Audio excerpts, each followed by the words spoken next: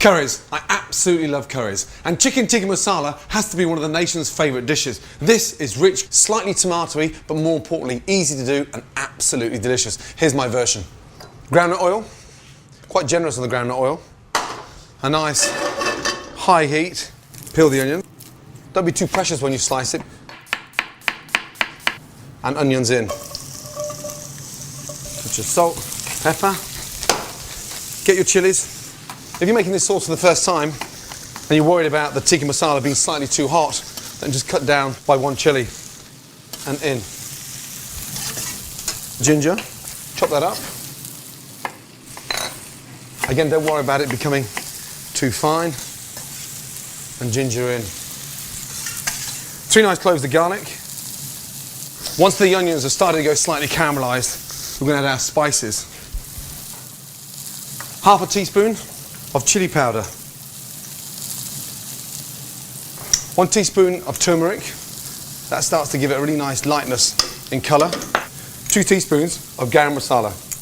And it's important to dry roast now because that enhances the flavour of the spice. Let them absorb all the flavour of the onions.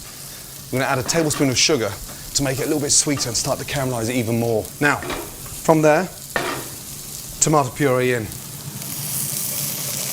Whilst the pan's nice and hot, soak off the tomato puree. Again, like the spices, it gets rid of that raw flavour. That's what I want, this really nice sort of, almost like dry paste. Once we've cooked out the tomato puree, a tin of tomatoes.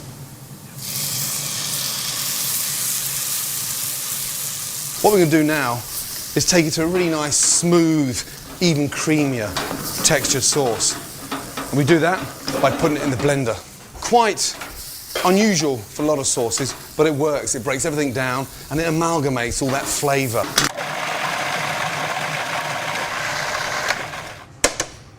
That smells amazing, absolutely amazing. Now, stage 2 of the sauce, back into the pan. And here's the exciting thing about this sauce. We're using it with chicken, but if you're doing a vegetable tikka masala, soak the vegetables off, add the sauce into the pan. Beef, fish are absolutely delicious. These are curry leaves, spicy, sweet, very, very aromatic. A couple of curry leaves. Bring that back up to the boil. From there, to cool the sauce down, a couple of tablespoons of fresh yogurt. Now, depending how mild you want it, I like it quite light and creamy, so 3 to 4 tablespoons of yogurt, and look at the transformation now. It's gone from this dark, sumptuous, rich sauce to this light, aromatic sauce. Absolutely delicious. Finish with your chopped coriander. And there you have the most amazing, delicious, very versatile tikka masala sauce. Beautiful.